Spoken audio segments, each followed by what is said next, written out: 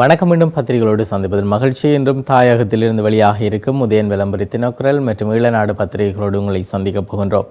இன்றைய தினம் 3ஆம் தேதி டிசம்பர் மாதம் 2024ஆம் ஆண்டு செவ்வாய்க்கிழமை. இந்த நாள் உங்கள் எல்லோருக்குமே பாதுகாப்பான இனிய நல்லதொரு நாளாக அமையட்டும். இலங்கையை பொறுத்தவரையிலே இப்பொழுது இருக்கக்கூடிய ஆட்சியை பல்வேறு தரப்பினரும், குறிப்பாக முன்னரான ஆட்சிகளில் இருந்திருக்கக்கூடியவர்கள், முன்னர் இருந்திருக்கக்கூடிய ஆட்சிகளில் இருந்து மக்களுக்கு இனவாதத்தை பரப்பி இருக்கக்கூடியவர்கள் அந்த அரசாங்கத்தை தோல்வியடைய செய்து வெட்கி தலைகுனிய வைத்து உலகெங்கும் கடன் பெற வைத்து பல்வேறு இன்னல்களுக்கு உட்படுத்தியவர்கள் இன்று தற்போது இருக்கக்கூடிய அரசை குறை கூறுவதை பார்க்க முடிகிறது. அதே போல பல்வேறு தரப்பினரும் தங்களுடைய நிலைப்பாடுகளை தற்போதைய அரசுக்கு வெளிப்படுத்துவதையும் தங்களுடைய கருத்துக்களை பகிர்வதையும் பார்க்க முடிகிறது. அவற்றை நாங்கள் இன்றைய பத்திரிகைகளில் விரிவாக பார்க்க இருக்கிறோம். அதே நேரத்தில் அரசு மட்டுமல்ல, ஜனாதிபதி மட்டுமல்ல, பிரதமர் மட்டுமல்ல, அதே போல பொதுமக்கள் பாதுகாப்பு அமைச்சர் மாத்திரமல்ல, வர்த்தக அமைச்சர் கூட, வர்த்தக அமைச்சர் வசந்த சமரசிங்க இந்த விடயத்தை பதிவு செய்திருக்கிறார். மாவீரர்களை நினைவேந்த தமிழர்களுக்கு முழு உரிமை உண்டு என்கின்ற விடயங்களை அவர் தெரிவித்திருக்கிறார். அதே போல சர்வதேச குற்றவியல் நீதிமன்றத்தில் நிறுத்தப்படக்கூடியவர்கள் யார், அவர்கள் எவ்வாறு நிறுத்தப்படுவார்கள் என்கின்ற விடயங்கள் பேசப்பட்டிருக்கிறது. மாகாண சபை முறைமை அகற்றலை ஏற்க முடியாது என்கின்ற விடயங்களை மனோ கணேசன் பதிவு செய்திருக்கிறார். அவை சார்ந்த விடயங்களையும் இன்றைய பத்திரிகைகளில் பார்க்க இருக்கிறோம். அதே போல ஒதியமலை படுகொலை நினைவேந்தல் இடம்பெற்றிருக்கிறது. அது 40வது ஆண்டு நினைவேந்தலாக இருக்கிறது. ஆனால் அதுவரை எந்த விதமான நீதிகளும் இந்த விடயங்களுக்கு கிடைக்கவில்லை என்பதே மிகவும் வேதனைக்குரிய விடயம். இவ்வாறு பல விடயங்களை இன்றைய பத்திரிகைகளில் பார்க்க இருக்கிறோம். அந்த வகையிலே முதலில் உதயன் பத்திரிகையின் தலைப்பு செய்தியாக அமையப்பெற்றிருப்பது அதிகார பகிர்வு வேறு, சம உரிமை வேறு. ஜேவிபியின் டில்வினுக்கு மனோ பதிலடி என தலைப்பிடப்பட்டிருக்கிறது. மாகாண சபை முறைமையை நீக்கப் போவதாக கூறிக்கொள்ளும் டில்வின் சில்வா, அதிகார பகிர்வு என்பது வேறு, சம உரிமை என்பது வேறு என்பதை முதலில் புரிந்து கொள்ள வேண்டும் என தமிழ் முற்போக்கு கூட்டணியின் தலைவர் மனோ கணேசன் தெரிவித்திருக்கிறார். இந்த விடயம் இன்று தலைப்பு செய்தியாக தரப்பட்டிருக்கிறது. இதே நேரத்தில் எம்பிக்களின் சலுகைகள் ஜனாதிபதியிடம் அறிக்கை சமர்ப்பிக்கப்பட்டிருக்கிறது. இந்த அறிக்கை சமர்ப்பிக்கும் போது அங்கே பிரதமரும் இருந்திருக்கிறார். உயர் நீதிமன்றத்தினுடைய முன்னாள் நீதிபதி ஒருவரை இதற்கு பொறுப்பாக இருந்து இந்த அறிக்கையை சமர்ப்பித்திருக்கிறார். எனவே இது சார்ந்த விடயங்கள் பேசப்படுகிறது. ஆனால் எந்தவித காரணங்களுக்காகவும் எம்பிக்களினுடைய சலுகைகளை ரத்து செய்யவில்லை என்கின்ற விடயங்களை அரசு நேற்று தெரியப்படுத்தி இருக்கிறது. அதனையும் நாங்கள் பத்திரிகைகளிலே பார்த்திருந்தோம். இனிவரும் நாட்களிலேயே இதில் திருத்தங்கள் மேற்கொள்ளப்படுமே தவிர ரத்து செய்யப்பட மாட்டாது என்கின்ற விடயங்களும் பேசப்படுகிறது. ஒதியமலை படுகொலை நினைவேந்தல் உணர்வு பூர்வம் என சொல்லப்படுவதான செய்தி பார்க்கப்படுகிறது. அதாவது முல்லைத்தீவு ஒதியமலை கிராமத்தில் இலங்கை இராணுவத்தினால் படுகொலை செய்யப்பட்ட 32 தமிழர்களின் 40வது ஆண்டு நினைவேந்தல் நேற்று உணர்வுபூர்வமாக இடம்பெற்றிருக்கிறது. பிரபாகரன் பிறந்த நாள், புலிக்கொடி வழக்குகள் ஜூலைக்கு தவணை என்கின்ற விடயங்கள் சொல்லப்பட்டிருக்கிறது. இது குறித்து கைதானவர்கள் மற்றும் சந்தேக நபர்கள் போன்றோருக்கு ஜூலை மாதம் தவணையிடப்பட்டிருக்கிறது. அது குறித்து அந்த செய்தி தரப்பட்டிருக்கிறது. புலிகளை எதிர்ப்போரையே அரசு கைது செய்கிறதாம் அரசு பொதுஜன பெரமுன இந்த குற்றச்சாட்டை பதிவு செய்திருக்கிறது. பிரபாகரனுக்கு எதிராக சமூக வலைத்தளங்களில் பதிவுகளை மேற்கொண்டவர்களை கைது செய்யப்பட்டிருக்கிறார்கள். ஆனால் பிரபாகரனை கடவுள் என கும்பிட்டவர்கள் யாரும் கைது செய்யப்படவில்லை என பெரமுன தெரிவித்திருக்கக்கூடிய விடயம் தரப்பட்டிருக்கிறது. அதாவது அவர்களுக்கு எதிராக எந்த நடவடிக்கையும் எடுக்கப்படவில்லை என்று பொதுஜன பெரமுன குற்றம் சாட்டியிருக்கிறது. பொதுஜன பெரமுனவின் தலைமை காரியாலயத்தில் நேற்று நடைபெற்ற செய்தியாளர் சந்திப்பில் அந்த கட்சியின் பொதுச் செயலாளரான சாகர காரியவசம் மேலும் பல விடயங்களை பதிவு செய்திருக்கிறார். மக்கள் மத்தியில் குரோதத்தை விதைப்பதற்கு ஜேவிபியினர் சமூக வலைத்தளங்களை பயன்படுத்தினர். போலியான தகவல்களை சமூக வலைத்தளங்களில் பரப்பி அரசியல்வாதிகளின் வீடுகளை தீக்கிரையாக்குவதற்கு வழிவகுத்தனர். ஆனால் தற்போது ஆட்சி அதிகாரம் அந்த கட்சியினருக்கு கிடைத்துள்ள நிலையில் சமூக ஊடக செயற்பாட்டாளர்களை ஒடுக்கும் செயற்பாடுகள் முன்னெடுக்கப்படுகின்றன. சமூக ஊடக செயற்பாட்டாளர்களை கைது செய்யப்படுவதை நாம் வன்மையாக கண்டிக்கிறோம். பயங்கரவாத தடை சட்டம் நீக்கப்படும் என கூறிய ஜேவிபியினர் அந்த சட்டத்தின் கீழான கைதுகளை மேற்கொண்டிருக்கிறார்கள். வடக்கு கிழக்கிலே மாவீரர் தினம் அனுஷ்டிக்கப்பட்டுள்ளது. அது தொடர்பான தகவல்கள் ஊடகங்களிலே வெளியாகின. மாவீரர் தினம் கடைபிடிக்கப்படவில்லை என்று ஒருபோதும் கூற முடியாது. பிரபாகரனுக்கு எதிராக சமூக வலைத்தளங்களில் இடப்படும் பதிவுகளுக்கு எதிராக போலீசார் செயற்பட்டுள்ளனர். ஆனால் பிரபாகரனை கடவுள் என விழித்து மாவீரத்தின நிகழ்வுகளை நடத்தியவர்கள் தொடர்பிலே எந்தவித நடவடிக்கையும் எடுக்காமை கவலை அளிப்பதாக பொதுஜன பெரமுன தெரிவித்திருக்கிறது. எனவே பெரமுன தன்னுடைய நிலைப்பாட்டில் இருந்து மாறவில்லை. எனவே மக்களும் அவர்களை தூக்கி எறிந்திருக்கிறார்கள். இந்த நிலைமையிலும் மாற்றங்கள் ஏற்படாது என்பதே வெளிப்படையான உண்மையாக இப்பொழுது பேசப்பட்டு வருகிறது. உள்ளூராட்சி தேர்தல் விசேட கலந்துரையாடல் என்கின்ற செய்தி தரப்பட்டிருக்கிறது. சாதாரண தர பரீட்சைக்கு விண்ணப்ப தேதி நீடிக்கப்பட்டிருக்கிறது. அதாவது கல்வி பொதுதராதர சாதாரண தர பரீட்சைக்கான விண்ணப்ப தேதி இந்த மாதம் 10ஆம் தேதி வரை நீடிக்கப்பட்டுள்ளதாக இலங்கை பரீட்சை திணைக்களம் தெரிவித்திருக்கிறது. வடதாரகையில் பழுது பயணிகள் அந்தரிப்பு என்கின்ற விடயம் சொல்லப்பட்டிருக்கிறது. குறிகட்டுவானில் இருந்து நெடுந்தீவு நோக்கி நேற்று மாலை 4 மணிக்கு பயணத்தை ஆரம்பிக்க வேண்டிய வடதாரகை பயணிகள் படகானது பழுதடைந்திருப்பதால் அங்கே சேவைகளை பெறுவதற்கு பயணிகள் அந்தரித்த நிலையில் இருந்ததாக செய்தியில் குறிப்பிடப்பட்டிருக்கிறது. இது குறித்து முச்சந்தி முரளி கருத்து பதிவு செய்திருக்கிறார். வடக்கில வாசல் வைக்கிறதும் வடதாரகைக்கு வருத்தம் வாரதும் புதுசில்ல கண்டியலோ என அவர் தெரிவித்திருக்கிறார். அதிகமான நாட்கள் வடதாரகை மற்றும் குமுதனி படகு ஆகியவை தங்களுடைய புனரமைப்பு பணிகளுக்காக அல்லது புனர் நிர்மாண பணிகளுக்காக சேவைகள் இடைநிறுத்தப்படுகின்ற விடயங்கள் நாங்கள் பல தடவை பத்திரிகைகளிலே பார்த்த விடயங்களாக இருக்கிறது. உதயன் பத்திரிகையின் உட்பக்க செய்திகளிலே பௌத்தரை பிளவுபடுத்த இரகசிய சதி திட்டமாம் ஓமல்பே சோபித தேரர் பிதற்றுகிறார் என்கின்ற செய்தி தரப்பட்டிருக்கிறது. இவர் கடந்த காலங்களிலே அரசுக்கு எதிராக கருத்துக்களை கடுமையாக தெரிவித்து வந்ததும் பின்னர் இவருக்கான பதவிகள் வழங்கப்பட்டதை தொடர்ந்து அவர் மௌனம் காத்த விடயங்களையும் நாங்கள் இந்த நேரத்திலே ஞாபகப்படுத்திக் கொள்ளலாம். இடைவெளி எடுக்கும் பந்துல குணவர்த்தனை என்கின்ற செய்தி தரப்பட்டிருக்கிறது. அதாவது அரசியலிலே இடைவெளி எடுத்துக்கொள்ளப் போகிறேன் என முன்னாள் அமைச்சர் பந்துல குணவர்த்தன தெரிவித்திருக்கிறார். அதே நேரத்தில் ஜப்பான் திட்டங்களை மீளக் கோரும் சஜித் என்கின்ற செய்திகள் தரப்பட்டிருக்கின்றன. சஜித் பிரேமதாச மற்றும் ஜப்பான் தூதுவர்களுக்கு இடையிலே சந்திப்புகள் இடம்பெற்றிருக்கிறது. இதன் போது இடைநிறுத்தப்பட்ட திட்டங்களை மீள ஆரம்பிக்குமாறு சஜித் பிரேமதாஸ் அவர்களால் கோரிக்கை வைக்கப்பட்டிருக்கிறது. அதிகார பகிர்வு தேவையில்லை, தெற்கில் போர்க்கொடி என்கின்ற செய்திகள் பார்க்கப்படுகிறது.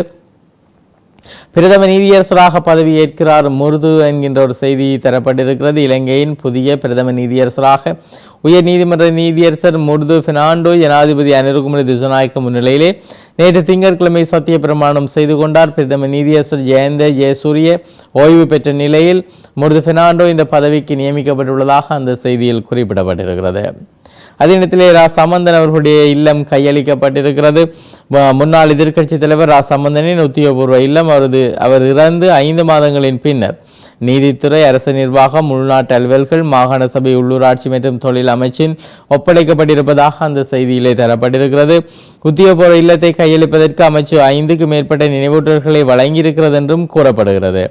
கொழும்பு 7 இருக்கக்கூடிய இந்த உத்தியோகபூர்வ இல்லம் சம்பந்தனுக்கு 2015ஆம் ஆண்டு வழங்கப்பட்டது. அவர் இறந்து இப்பொழுது 5 மாதங்கள் அவர் சார்ந்தோரால் அந்த வீடு கையளிக்கப்படாமல் இருந்திருக்கிறது. இது தமிழ் அரசியல்வாதிகளுக்கும் தமிழ் மக்களுக்கும் ஒரு விதமான ஒரு விமர்சனத்தை ஏற்படுத்துகின்ற விடயமாகவே அமைந்திருக்கிறது. பரீட்சை முடிந்ததும் தேர்தல் அறிவிப்பு தேர்தல் திணைக்களம் தீர்மானித்திருக்கிறது. அதாவது கல்வி பொதுதராதர உயர்தர பரீட்சை முடிந்த பின்னரே உள்ளூராட்சி சபை தேர்தல் தொடர்பான அறிவிப்பு வெளியாகும் என்று கொழும்பு தகவல்கள் தெரிவிப்பதாக அந்த செய்தி நகர்கிறது. இதே நேரத்தில் பல்வேறு செய்திகள், அதாவது தென்மராட்சியிலே வெண்ணிற தத்தி என்கின்ற வெண்ணிற தத்தியினுடைய அந்த தாக்கம் இருக்கக்கூடிய விடயங்கள், இதனால் தென்னை பயிற்சிகளில் ஏற்பட்டிருக்கக்கூடிய வீழ்ச்சிகள் அல்லது அதில் இருந்து பெறக்கூடிய நன்மைகளுக்கான குறைவுகள் போன்றவை பேசப்படுகிறது. இதே நேரத்தில் வீட்டிலிருந்து ஒரு அச்சுறுத்தல் வட்டு போலீசாரிடம் முறைப்பாடு செய்யப்பட்டிருக்கக்கூடிய விடயங்கள் தரப்பட்டிருக்கிறது. பெங்கால் புயலால் மக்களினுடைய இயல்பு நிலை பாதிக்கப்பட்டிருக்கிறது. இது இலங்கையில் அல்ல, இலங்கையில் பாதிக்கப்பட்டிருந்தது. மிக பெரும் பாதிப்பை இலங்கை சந்தித்திருந்தது. ஆனால் இப்பொழுது அது நகர்ந்து சென்னையிலே பெரும் பாதிப்பை ஏற்படுத்தியிருக்கிறது. ட்ரம்ப் பதிவால் பரபரப்பு என்கின்ற செய்தி தரப்பட்டிருக்கிறது. அமெரிக்காவை அழிக்க கடுமையாக போராடிய இடதுசாரி பைத்தியங்களுக்கு நன்றி என அமெரிக்க ஜனாதிபதியாக பதவியேற்க உள்ள ட்ரம்ப் தனது சமூக வலைத்தளத்திலே கூறியிருப்பதானது பரபரப்பை ஏற்படுத்தி இருப்பதாக அந்த செய்தியில் குறிப்பிடப்பட்டிருக்கிறது. அமெரிக்காவை அழிக்க இடதுசாரி பைத்தியங்களால் கடுமையாக உழைத்து பரிதாபமாக தோல்வியடைந்திருக்கிறார்கள் என்கின்ற விடயங்கள் அவர் பதிவு செய்திருக்கிறார். வலம்புரி பத்திரிகையை பார்க்கலாம். தலைப்பு செய்தியாக தரப்பட்டிருப்பது மாவீரர்களை நினைவேந்த தமிழர்களுக்கு முழு உரிமை உண்டு, வர்த்தக அமைச்சர் வசந்த சமரசிங்க தெரிவித்திருக்கிறார். வடக்கு கிழக்கிலே வாழும் தமிழர்கள் தமது உறவுகளை நினைவு கூறுவதற்கு அல்லது மாவீரர்களை நினைவேந்த முழுமையான உரிமை உண்டு. தெற்கு அரசியலிலே புறக்கணிக்கப்பட்டவர்களே மாவீரர் தின விவகாரத்தை கையில் எடுத்து இனவாத முரண்பாடுகளை மீண்டும் தோற்றுவிக்க முயற்சிக்கிறார்கள் என வர்த்தக அமைச்சர் வசந்த சமரசிங்க தெரிவித்திருக்கிறார். முன்பக்க செய்திகளிலே ஒதியமலை படுகொலை 40வது ஆண்டு நினைவேந்தல் உணர்வெழுச்சியுடன் முன்னெடுக்கப்பட்டிருக்கிறது. அது சார்ந்த செய்திகள் விரிவாக தரப்பட்டிருக்கின்றன. அந்த செய்தியை மேலும் நாங்கள் பார்க்கலாம். முல்லைத்தீவு ஒதியமலை கிராமத்திலே 1984 ஆண்டு 12ஆம் மாதம் 2ஆம் தேதி அன்று இலங்கை இராணுவத்தினரால் படுகொலை செய்யப்பட்ட 32 தமிழ் மக்களினுடைய 40வது ஆண்டு நினைவேந்தல் நேற்று உணர்வு எழுச்சியோடு கொண்டாடப்பட்டிருக்கிறது, அனுஷ்டிக்கப்பட்டிருக்கிறது. அந்த நிலையில் ஒதியமலை கிராமத்திலே படுகொலை செய்யப்பட்டவர்களின் நினைவாக அமைக்கப்பட்ட நினைவு தூவி வளாகத்திலே குறித்த நினைவேந்தல் ஏற்பாடுகள் மேற்கொள்ளப்பட்டதாகவும் அந்த வகையிலே படுகொலை செய்யப்பட்ட உறவுகளுக்கு ஈகை சுடர் ஏற்றப்பட்டதோடு நினைவு தூவிகளுக்கு மலர் தூவி மலர் மாலை அணிவித்து உறவுகளால் உணர்வுபூர்வமாக அஞ்சலிக்கப்பட்டதாகவும் அந்த செய்தியிலே சொல்லப்பட்டிருக்கிறது. அதனைத் தொடர்ந்து குறித்த நினைவிட வளாகத்திலே நினைவேந்தல் கூட்டம் ஒன்றும் இடம்பெற்றிருக்கிறது. மேலும் ஒதியமலை பிள்ளையார் ஆலயத்தில் படுகொலை செய்யப்பட்டவர்களுக்கு விசேட ஆத்மசாந்தி வழிபாடுகளும் மேற்கொள்ளப்பட்டதாகவும் அந்த செய்தியில் குறிப்பிடப்பட்டிருக்கிறது. மேலும் யாழ் இளைஞர்கள் கட்டாயமாக ரஷ்ய இராணுவத்தில் இணைக்கப்பட்ட விடயம் ஆதாரமற்ற குற்றச்சாட்டின ரஷ்ய தூதரகம் மறுத்திருக்கிறது. அது சார்ந்த விடயங்கள் விரிவாக தரப்பட்டிருக்கின்றன. பாராளுமன்றம் இன்று கூடுகிறது என்கின்ற செய்தி சொல்லப்பட்டிருக்கிறது. 10வது பாராளுமன்றம் இன்று காலை 9:30 மணியளவிலே சபாநாயகர் அசோக ரன்வல தலைமையிலே கூட உள்ளதாக அந்த செய்தியில் தரப்பட்டிருக்கிறது. தொண்டமனாறு நீரோட்டத்தில் இழுத்துச் செல்லப்பட்ட சடலம் என்கின்ற செய்தியானது ஒரு கேள்விக்குறியோடு கூடிய செய்தியாக தரப்பட்டிருக்கிறது. கல்வி அமைச்சுக்கு முன் போராட்டம், 2 போலீசார் காயமடைந்திருக்கிறார்கள், 3 கைதாகி இருக்கிறார்கள். அது குறித்த செய்திகள் தரப்பட்டிருக்கின்றன. அதாவது பாடசாலை அபிவிருத்தி உத்தியோகத்தர்கள் குழுவே இந்த போராட்டத்தில் ஈடுபட்டிருக்கிறார்கள். அவர்கள் தம்மை ஆசிரியர்களாக பதிவு செய்யுமாறு கோரியிருக்கிறார்கள். பல்வேறு வாக்குறுதிகள் வழங்கப்பட்ட பின்னரும் தமக்கான தீர்வுகள் கிடைக்கவில்லை என அவர்கள் போராட்டத்தில் ஈடுபட்டு கருத்து பதிவு செய்திருக்கிறார்கள். அங்கே கடமையில் ஈடுபட்டிருந்த போலீசார் தாக்கப்பட்டிருக்கிறார்கள், அவர்கள் காயப்படுத்தப்பட்டிருக்கிறார்கள். அவர்கள் வைத்தியசாலையில் அனுமதிக்கப்பட்டதை தொடர்ந்து அங்கே போராட்டத்திலே ஈடுபட்டவர்கள் தம்மை சாராத ஒருவரையும் அந்த போராட்டத்திலே இனம் கண்டு போலீசாரிடம் கையளித்ததாக அந்த செய்திகளில் குறிப்பிடப்பட்டிருக்கிறது. இதே நேரத்திலே கிளிநொச்சி மாவட்டத்தின் பொருளாதார நிலை தொடர்பிலே கிளிநொச்சி பதில் அரசு அதிபருடன் சுவிஸ் அதிகாரிகள் கலந்துரையாடல் என்கின்ற செய்தி தரப்பட்டிருக்கிறது. சுதுமலையில் கிணற்றிலிருந்து சடலம் மீட்கப்பட்டிருக்கிறது. அதே நேரத்திலே மீனவர் பிரச்சினைக்கு விரைவிலே நிரந்தர தீர்வு கடற்தொழில் பிரதி அமைச்சர் உறுதியளித்திருக்கிறார். நாட்டில் உள்ள மீனவர்கள் எதிர்நோக்கி வருகின்ற பிரச்சனைகளுக்கு விரைவிலே நிரந்தர தீர்வு பெற்றுக் கொடுக்கப்படும் என கடல் தொழில் அமைச்சர் டிஜி ரத்ன கமகே உறுதியளித்திருப்பதாக அந்த செய்தியில் தரப்பட்டிருக்கிறது. உணவு வழங்க மறுத்தார் என கிராம சேவகருடன் தர்க்கம், கட்கோவளத்திலே 2 கைதாகி இருக்கிறார்கள். இது வலம்புரி பத்திரிகையின் முன்பக்க செய்தி. உட்பக்க செய்திகளிலே உயர்தர பரீட்சையின் பின்னரே உள்ளூராட்சி தேர்தல் தொடர்பான அறிவிப்பு தேர்தல் ஆணையகம் முடிவெடுத்திருக்கிறது. அரிசி விலையை கட்டுப்படுத்த அரசு நடவடிக்கை எடுக்க வேண்டும். ஐக்கிய அரிசி உற்பத்தியாளர் சங்கம் இந்த விடயத்தை பதிவு செய்திருக்கிறது. இன பிரச்சனைக்கு தீர்வாக புதிய அரசியல் சாசனம் வேண்டும், செல்வம் எம்பி பதிவு செய்திருக்கிறார்.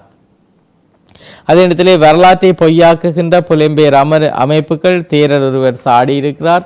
மேலும் செய்திகளிலே ஐசிசி தலைவராக ஜெய்ஷா பதவியேற்றிருக்கிறார். மேலும் ஆப்கானுக்கு எதிரான போட்டி சாருஜன் சதம் பிளாசி அசத்தல். நேற்றைய தினம் நாங்கள் இவ்வாறான செய்திகள் குறித்து முக்கியமான பார்வையை செலுத்தி இருந்தோம். தொடர்ந்து தினக்குரல் பத்திரிகையை பார்க்கலாம். தலைப்பு செய்தியாக தரப்பட்டிருப்பது தமிழ் மக்கள் மீதான மனித உரிமை மீறல் குற்றவாளிகள் சர்வதேச குற்றவியல் நீதிமன்றத்திலே நிறுத்தப்படுவார்களா? பிரிட்டன் அரசிடம் இலங்கையை பூர்வீகமாக கொண்ட உமா குமரன் எம்பி கேள்வி எழுப்பியிருக்கிறார். அதாவது இலங்கை சர்வதேச குற்றவியல் நீதிமன்றத்திலே இலங்கையை பாரப்படுத்துவது தொடர்பாக கடந்த கால மீறல்கள் தொடர்பாக பொறுப்பு குரலை உறுதிப்படுத்த வேண்டும் என முன்னர் கூறிக்கொண்டிருந்த கடப்பாடுகளை தற்போது நிறைவேற்றுவீர்களா என பிரிட்டனுடைய வெளிவார செயலாளர் டேவிட்டிடம் அந்த நாட்டு பாராளுமன்ற உறுப்பினர் உமா குமரன் கேள்வி எழுப்பியிருப்பதாக அந்த செய்தியிலே குறிப்பிடப்பட்டிருக்கிறது. தேங்காய் விலை 200 ரூபாவை எட்டியிருக்கிறது. நாட்டிலே தற்போது சந்தையில் தேங்காய்க்கு தட்டுப்பாடு நிலவி வருவதால் தேங்காய் விலையை அதிக அளவில் உயர்த்த வேண்டியிருக்கிறது. இதன்படி சந்தையிலே தேங்காய் ஒன்றின் விலை 200 ரூபாய் வரை அதிகரித்திருப்பதாக அந்த செய்தியில் குறிப்பிடப்பட்டிருக்கிறது. உக்ரைன் போரிலே யாழ் இளைஞர்கள் ரஷ்ய தூதரகம் முற்றாக மறுத்திருக்கிறது. யாழ்ப்பாணத்தைச் சேர்ந்த இளைஞர்கள் உக்ரைனுக்கு எதிராக போரிடுமாறு நிர்பந்திக்கப்பட்டிருப்பதாக இலங்கைக்கான ரஷ்ய தூதரகம் மறுத்திருக்கிறது. இந்த தகவலை அறிக்கை ஒன்றை வெளியிட்டிருக்கக்கூடிய ரஷ்ய தூதரகம் இதனை தெரிவித்திருக்கிறது. அது சார்ந்த விடயங்கள் விரிவாக தரப்பட்டிருக்கின்றன. அண்மையிலே பிரான்ஸ் நாட்டுக்கு அழைத்துச் செல்வதாக கூறி முகவர் ஒருவர் தமது பிள்ளைகளை அழைத்துச் சென்றதாகவும் அவர்களை உக்ரைன் இராணுவத்திலே சேர்த்ததாகவும் அண்மையிலே பெற்றோர்களால் முறைப்பாடு பதிவு செய்யப்பட்டிருக்கிறது. இது குறித்தே ரஷ்யா இவ்வாறு கருத்து தெரிவித்திருக்கிறது. புலிமை பரிசில் பற்றி வினாத்தாள் கசிவு அனைத்து மாணவர்களுக்கும் புள்ளிகளை வழங்க பரிந்துரை என்கின்ற செய்தி தரப்பட்டிருக்கிறது. கிணற்றில் விழுந்து பூசகர் உயிரிழந்திருக்கக்கூடிய ஒரு செய்தி சுதுமலையிலே பதிவாகி இருக்கிறது. சுதுமலை தெற்கு பகுதியிலே கிணற்றிலே குளித்து கொண்டிருந்த போது தவறி விழுந்த பூசகர் ஒருவர் உயிரிழந்த சம்பவம் நேற்று முன்தினம் ஞாயிற்றுக்கிழமை இடம்பெற்றதாக அந்த செய்தியில் குறிப்பிடப்பட்டிருக்கிறது. அதே நேரத்திலே கல்வி அமைச்சுக்கு முன்னர் நியமனம் கோரி போர் கைதான அபிவிருத்தி உத்தியோகத்தர்களுக்கு விளக்கமறியல் என்கின்ற செய்தி தரப்பட்டிருக்கிறது.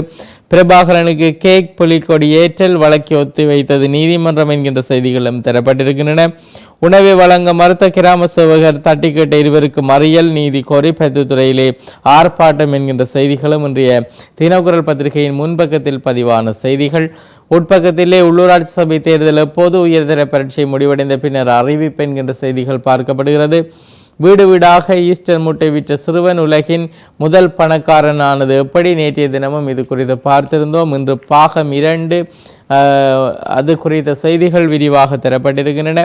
அதே நேரத்திலே முல்லை மாவட்டத்திலே 23,930 ஏக்கர் 23,930 ஏக்கர் நெற்செய்கை வெள்ளத்திலே மூழ்கியதாக அந்த செய்தியில் குறிப்பிடப்பட்டிருக்கிறது. இதே நேரத்திலே தென்மராட்சியில் தேங்கியிருந்த வெள்ள நீர் மோட்டார் மூலம் கடலுக்கு கடத்தப்பட்டிருக்கக்கூடிய ஒரு விடயம் இடம்பெற்றிருக்கிறது. சீனாவிலே உலகின் பெரிய தங்கச் சுரங்கம் கண்டுபிடிக்கப்பட்டிருக்கிறது. 1000 மெட்ரிக் டன் 7 லட்சம் கோடி பெறுமதி என்கின்ற விடயங்கள் தரப்பட்டிருக்கின்றன.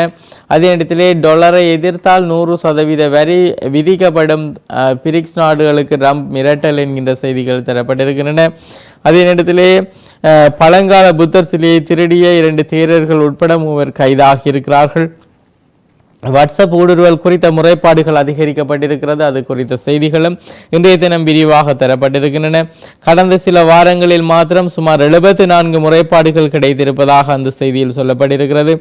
குறிப்பாக ஃபேஸ்புக் மற்றும் வாட்ஸ்அப்புக்கு இடையிலான அந்த தொடர்புகளை பயன்படுத்தி மக்களோடு தொடர்பு கொண்டு இரகசிய இலக்கத்தை பெற்றுக்கொண்டு அதன் மூலமாக பல்வேறு முறைகேடுகள் இடம்பெறுகின்றதை நாம் அனைவரும் கேள்விப்பட்டிருப்போம். இன்றைய தினம் பத்திரிகைகளிலும் தரப்பட்டிருக்கிறது. எனவே யாரென தெரியாதவர்கள் தொலைபேசியிலே இரகசிய இலக்கங்களை கேட்கின்ற போது அதனை வழங்கக்கூடாது என்கின்ற விடயங்கள் அறிவுறுத்தப்பட்டு வருகிறது. அதே நேரத்திலே பணம் கேட்கின்ற போது அதனை தொலைபேசி மூலமாக அழைத்து உறுதிப்படுத்தி பணங்களை அனுப்பி வைக்குமாறும் சொல்லப்பட்டிருக்கிறது. மாகாண சபை முறைமையை அகற்ற முடியாது, இதனை ஏற்கவும் முடியாது. டில்வின் கருத்துக்கு மனோ பதிலடி. இதுவே இன்றைய ஈழநாடு பத்திரிகையின் தலைப்பு செய்தியாக தரப்பட்டிருக்கிறது. மாகாண சபை என்பதை நாம் ஏற்க மாட்டோம், ஆனால் இன்றைய மாகாண சபை முறைமை என்பது தமிழ் மக்களின் போராட்டங்களால் கிடைக்கப்பெற்றது. ஆகவே அதனை நாம் எதிர்க்கப் போவதும் இல்லை என ஜனாதிபதி அனுரகுமார திசாநாயக்க கடந்த தேர்தலுக்கு முன்னர் என்னிடம் நேரடியாக கூறியிருக்கிறார். பல தமிழ் தலைவர்களிடமும் அவர் இந்த கருத்தை கூறியிருப்பதை நான் அறிவேன். இப்போது மாகாண சபையை அகற்றிவிட்டு அதற்கு பதிலாக நாடு தழுவிய சம உரிமையை தருவோம் என தேசிய மக்கள் சக்தியின் தலைவர்கள் கூறுகிறார்கள். சம உரிமை வருவது நல்லதே, ஆனால் சம உரிமை என்பது வேறு, அதிகார பகிர்வு என்பது வேறு. இதனை அவர்கள் தெளிவுபட அறிந்து கொள்ள வேண்டும் என்கின்ற விடயங்களை திரு மனோகணேசன் அவர்கள் பதிவு செய்திருக்கிறார். டில்வினின் கருத்து அரசின் நிலைப்பாடாக கேள்வி எழுப்புகிறார் சத்தியலிங்கம் என்கின்ற செய்தி தரப்பட்டிருக்கிறது. ஜேவிபியின் செயலாளர் டில்வின் சில்வாவின் கருத்து அரசாங்கத்தின் கருத்தாக நிலைப்பாடாக இருக்கிறதா என்பதை அரசாங்கம் வெளிப்படுத்த வேண்டும் என வைத்தியர் சத்தியலிங்கம் தெரிவித்திருப்பதாக அந்த செய்தியிலே சொல்லப்பட்டிருக்கிறது. இதே நேரத்தில் இனப்பிரச்சனையை தீர்க்கும் வகையிலே புதிய அரசியலமைப்பு அமைய வேண்டும், அரசியலும் கோருகிறார் செல்வம் எம்பி என்கின்ற செய்தி தரப்பட்டிருக்கிறது. அதே நேரத்திலே இன்று பாராளுமன்றம் கூடுகிறது என்கின்ற செய்திகள் தரப்பட்டிருக்கின்றன. கிணற்றுக்குள் தவறி விழுந்து பூசகர் பரிதாபமாக உயிரிழந்திருக்கிறார். அந்த துயர செய்தி நாங்கள் ஏற்கனவே பார்த்தபடியே மீனவர்களின் பிரச்சனைகளுக்கு விரைவில் தீர்வு எட்டப்படும் கடல் தொழில் அமைச்சர் உறுதியளித்திருக்கிறார். நாட்டில் உள்ள மீனவர்கள் எதிர்நோக்கி வருகின்ற பிரச்சனைகளுக்கு விரைவிலே தீர்வு பெற்றுக் கொடுக்கப்படும் என கடல் தொழில் பிரதி அமைச்சர் தெரிவித்திருக்கக்கூடிய விடயம் தரப்பட்டிருக்கிறது. ஸ்ரீதரன் மற்றும் கயேந்திரகுமார் சந்தித்து முக்கிய பேச்சு இடம்பெற்றிருக்கிறது. அது சார்ந்த விடயங்களும் விரிவாக தரப்பட்டிருக்கின்றன. புதிய அரசியலமைப்பிலே தமிழ் மக்களின் அபிலாஷைகளை பூர்த்தி செய்யக்கூடிய வகையிலே சமஷ்டி அடிப்படையிலான தீர்வு உள்வாங்கப்படுவதன் அவசியம் குறித்து அதனை இலக்காக கொண்டு அடுத்த கட்டமாக முன்னெடுக்கப்பட வேண்டிய நடவடிக்கை குறித்தும் பாராளுமன்ற உறுப்பினர்களான கஜேந்திரகுமார் பொன்னம்பலம் மற்றும் சிவஞானம் ஸ்ரீதரன் ஆகியோர் சந்தித்து பேச்சுவார்த்தை நடத்தியதாக சொல்லப்பட்டிருக்கிறது. உக்ரைனுக்கு எதிராக நடக்கின்ற யுத்தத்திலே யாழ் இளைஞர்கள் என்கின்ற விடயமானது ஏற்றுக்கொள்ள முடியாத விடயம். அதாவது ரஷ்ய தூதரகம் இதனை மறுத்திருக்கிறது. அதே நேரத்திலே ஐக்கிய மக்கள் சக்தி அமைப்பாளராக கஜேந்திர கருணாதிலக நேற்று நியமனம் என்கின்ற செய்திகளும் இன்றைய பத்திரிகைகள் இடம்பெற்றிருக்கக்கூடிய முக்கியமான செய்திகளாக அமைந்திருக்கின்றன. நாளாந்தம் உதயன் விளம்பரி தினக்குரல் மற்றும் இளநாடு பத்திரிகைகளோடு உங்களை சந்தித்து வருகின்றோம். இன்று முக்கிய செய்திகளை தந்து விடைபெறுகின்றோம். விடைபெறும் நான் ஹோஸ்டனுடைய கலையத்திலே சிவம் அவர்கள் இணைந்திருக்கிறார். மீண்டும் நாளை பத்திரிகைகளோடு உங்களை சந்திக்கிறோம். நன்றி.